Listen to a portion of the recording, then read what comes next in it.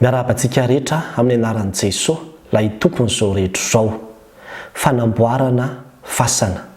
izay mety sy tsy mety atao ho an'ny kristianina. Izay indray ry havana no lohatenin'ity video manaraka ity. Ny maha-kristianina antsika dia tsy hoe any am-piangonana fotsiny no ilana azy, fa tena amin'ny fiainantsika rehetra mihitsy dia misy fiantraikany izay hoe maha-kristianina antsika izay. Tsy maintsy mijoro vavolombelontsika satria ny finoantsika dia miatra amin'ny lafim-piainana rehetra. Ka izay no mahatonga ilay hoe inona no mety atao sy tsy mety atao raha hanangana fasana isika. Mareko eto am-piandohana aloha fa ity video ity dia tsy resaka mahakasika ny famonosan-damba, mbola video hafa mihitsy izany. Tsy resaka ihany koa mahakasika ny famondrana razana,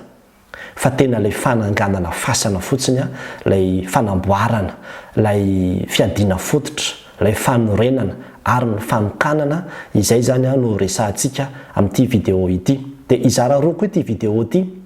Ny voalohany dia hoe raha ianao irery ny manangana azy, dia ny faharoa dia hoe raha iarahana manangana amin'ny fianakaviana ilay izy dia indraindray ny fianakaviana mety hoe tsy mitovy faharesen-dahatra. Ianao efa tena resy lahatra hoe tsy mety ny resaka fanandrona, ry zareo mbola mieritreritra hoe mety zany. Ahoana no tokony atao eo anatrehan'ireny hoe miara-manangana fasana dia tsy mitovy nefa ny fomba fijery ireny. Ahoana ny hijoroana amin'ny maha-kristianina? Le voalohany aloha zany no raisiko voalohany hoe ianao no manangana. Io aloha ny tena tsara indrindra. Ary mahalala olona ry havana izay taranaka andrina izy. Dia ny fasan'ry zareo tena hoe isaky ny misokatra dia tena fomba be isan-karazany mihitsy ny vao misokatra zany fasana zany. Dia tena nangataka tsodrano tamin'ny fianakaviana mihitsy izy hoe tsy mety aminay fa izahay efa nivavaka, ilay fomba be dia be izay hanokafana n'ity fasana ity fa aleo izay hanangana fasana ho anay manokana. Dia tena nanangana fasana izy ary niantso ny tenako izy tamin'izany fotoana izany hoe pastera vitanao ve ny tena hoe manangana an'io amin'ny fomba kristianina? Dia tena hoe inona avy no atao amin'izay fomba maha-kristianina izay dia izay no atao. Tena atao vavaka ny zavatra rehetrarehetra izay natao tao anatin'ilay izy, ary tena vita hatramin'ny farany izany fasana izany. Ny olana manko dia izao, itsika malagasy efa napetraka any anatin'ny lafitsainantsika any mihitsy hoe izany mikitikitika fasana izany dia mikitikitika fahafatesana.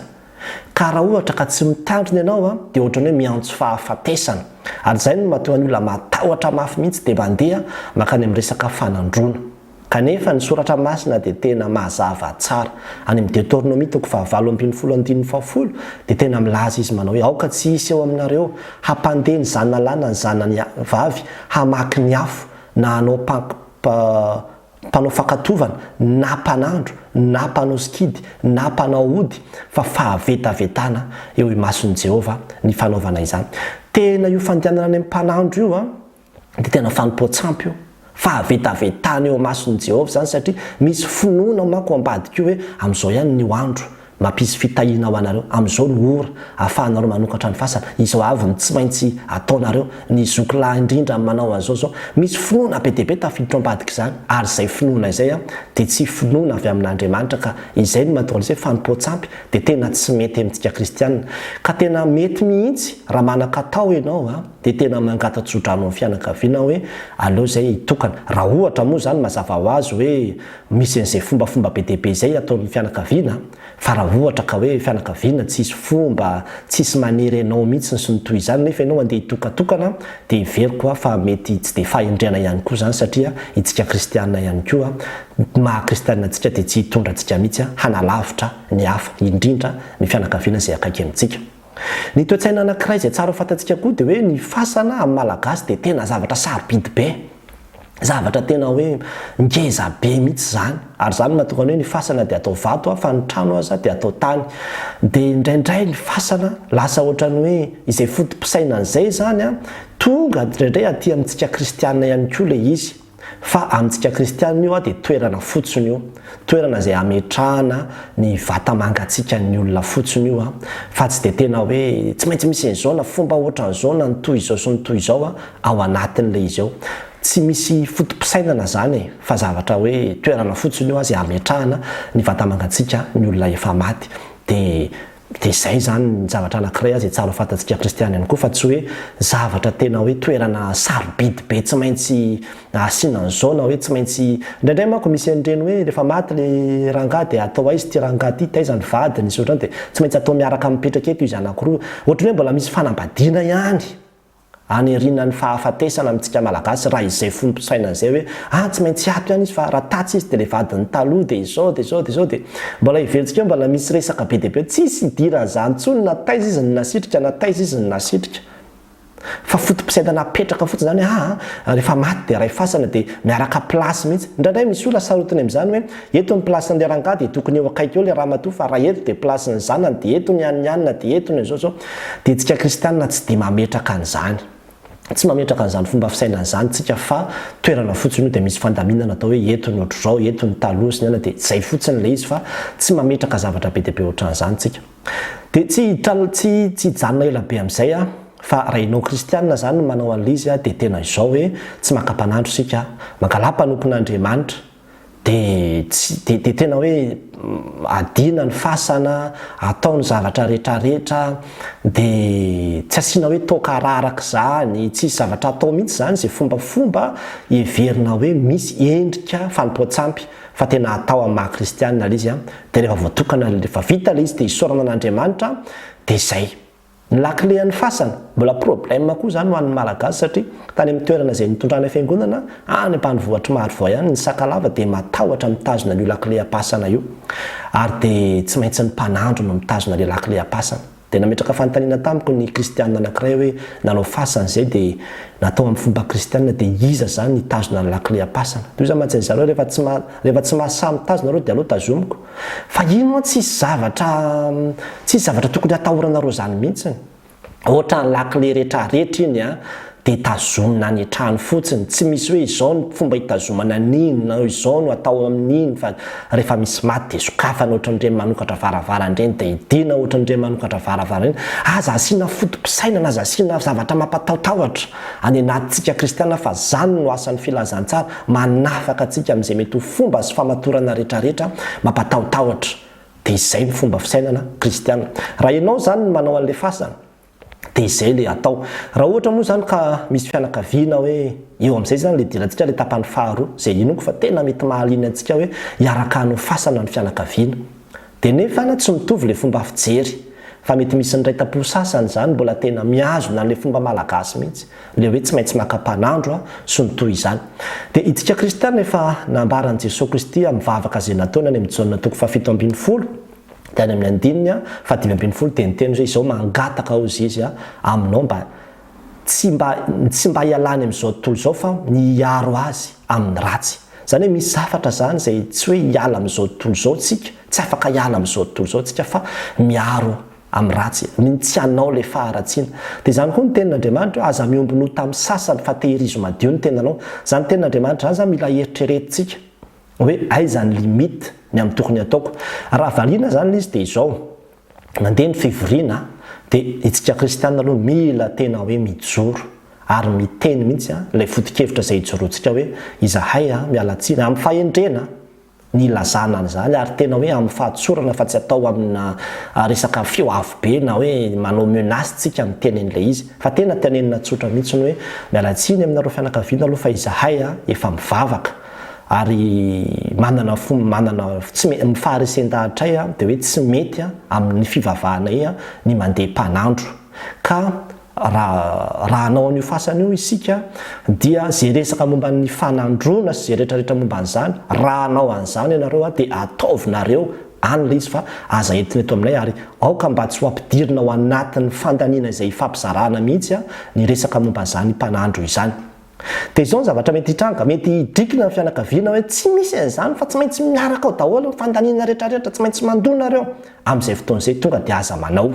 mijoroa hatramin'ny farany fa raha vao asiany mandovy vola ianao hangalana mpanandro dia efa mampanota anao izy amin'izay fotoan'izay mijoroa mihitsy ny hatramin'ny farany zany na ho voaroaka amin'ny fianakaviana azy ianao aza manaiky ho forsen'ny fianakaviana anandro zany mihitsy fa fahavetavetana eo imason'i Jehovah ny fanompoantsampy ny option anankiray raha ohatra ka fianakaviana mba manana fahendrena izy dia manaiky izy zany an'izay faharesen-dahatra ao izay dia manao an'izay ataony ao izy zany hoe mety akam-panandro tokoa ry zareo te hijery andro izy dia eo amin'izay koa ny olantsika kristianina hoe dia mahakamo amin'ilay izy hoe pastera dia izao le andro zany dia teneny zareo hoe tsy maintsy alakamisy ony dia tsy maintsy ariva amin'ny telo ony dia zao ony dia zahay ve zany tsy maintsy anaraka an'izany rehetrarehetra zany aza mirarahan'izany fa io a ny fotoana rehetra na alakamisy amin'ny telo na alarobia amin'ny dimy na inona dia mety daholo amintsika kristianina ka rehefa zay zany aloha no hoe anaovana an'ilay izy a dia zay zany aloha no anomboana an'ilay izy dia aza mirarahan'izany tsika kristianina raha ohatra izy ka hoe hitondra zavatra be dehibe ho ataony eo a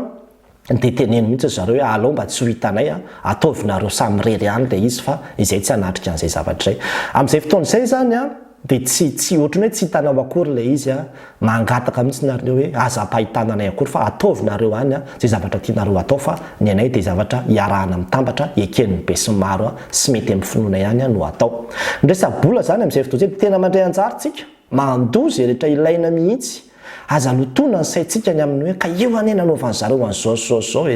tsy manan-kery amintsika kristianina zany rehefa misy maty eo amin'ny fianakavianao a dia vahana fotsiny fasana dia ampidirina ny razana dia izay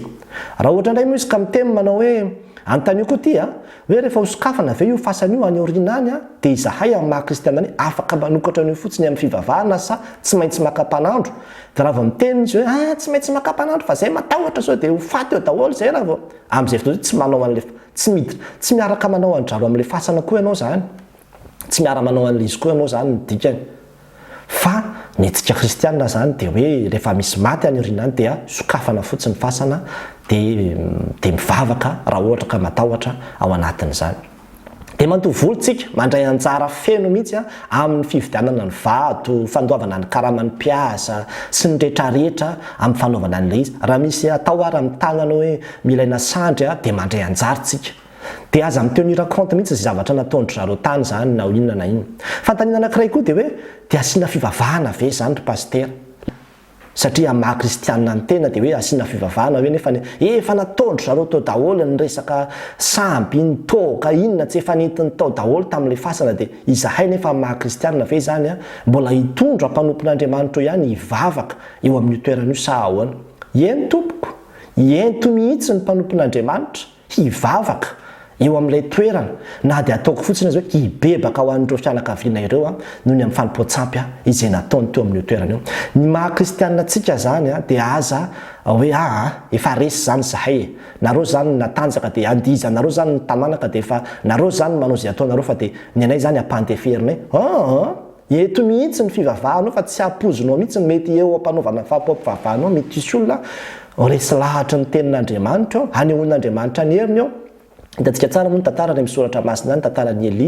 ny mpaminany bala teo anatria ny alitara ray ihany fa samy niantso ny Andriamanitra teo fa nasehoan'Andriamanitra teo ny voninahiny ny amin'ny hoe ity ny tena Andriamanitra izay miasa sy miaro ary raha izany no atao dia tsy visy amin'izao fotoana izao ny ravana mampalahelo mihitsy be dia be ny mbola manompo sampy na mandeha manao mariazy ary olona dia mandeha mijery andro izahay pasterana izao raha antany an'izany izy dia be dia be zany ny mariazy tsy azo entina any am-piangonana fa be dia be ny olona hoe mbola mijery andro any izy indraindray koa raha hatramin'ny hoe malohany andevenana dia mbola mijery andro any zareo dia zay vao hoe amin'izao io izy pastera ny alevina gaga ianao fa manino ny tirazany ity ny andrasany ela be ohatro ay zareo mbola mijery andro dia zay tsy mijery an'izany hoe satria izy mijery andro dia zay tsy andeha ho antsony fa rehefa zay zany aloha dia izao fa rehefa tonga ny fotoana hifanomezana hoe amin'izao io no alevina dia tonga ihany zahay mpanompon'Andriamanitra mitondra ny tenin'Andriamanitra mitondra ny vavaka ho an'ny fianakaviana atao foana ny vavaka fa aza ajanony zany atao foana raha mbola misy fotoana fahana manao azy dia zay zany a fa ilaina foana izany vavaka izany mbola be dia be ny mety ho fanontaniana mety iseho anisan'izany hoe rehefa hotokanana ilay fasana eo amin'izay zany nivoaka ilay resaka hoe famonosan-damba ahoana ilay hoe misy razana ho ampidirina reny a dia tena mbola ho ataontsika video amin'ny manaraka mihitsy ny mahakasika ny famonosan-damba ny famondrana razana fa hatreto aloha tsika dia hijanona fotsiny amin'izay hoe fananganana fasana izay rehefa tokanana ilay izy a dia tsy dia eny isaorana an'Andriamanitra daholo ny zavatra rehetrarehetra ninona vita dia azo isaorana an'Andriamanitra daholo a afaka manao fety raha te hanao fety fa ny zavatra tsy azo atao foana ho antsika kristianina na ianao rery manao an'izy na ny tambarana ilay izy a dia naveriko teo hoe ny resaka fanandrona ny resaka fanandrona tena mila hitandremantsika io ry havana fa tena fanompoantsampy io ary ny resaka fanompoantsampy dia tsy azo ampilaharina amin'ny fahotana hafa fa tena zavatra tena hoe tsy tian'Andriamanitra io ary zany nahatonga ny hoe didy voalohany mihitsy dia hoe aza manan'Andriamanitra hafa fa izao ihany. Zany ny tena zavatra mahasarotin'Andriamanitra fa any amin'ny fahadimy sy ny fahaenina vao misy ny hoe aza mijangajanga, aza mangalatra, aza mamono olona fa ny zavatra tena mahasarotin'Andriamanitra dia zany hoe manompo tompo roa, minomino zavatra hafa mitasy miaro nefa Andriamanitra no tena tokony hinona sy keteny zany. Ito mba afaka mba hanana no fahendrenany amin'izay tokony ho tenenina eo anatrehan'ny tranga ohatr'izany fa manahirana io indrindrandrindra moa raha ohatra ka somary latsa-datsaka ara-pivelomana ianao eo anatrehan'ireo ray-tapo mahatanjaka be ny vahavandry zareo dia tsy mahavita matohatra tsika fa raha miaraka amin'ny fanahin'Andriamanitra tsika dia mahavita mijoro fa aza mijoro amin'ny herin'ny tenanao fotsiny izany. Ho an'Andriamanitra ny voninahitra. Amen.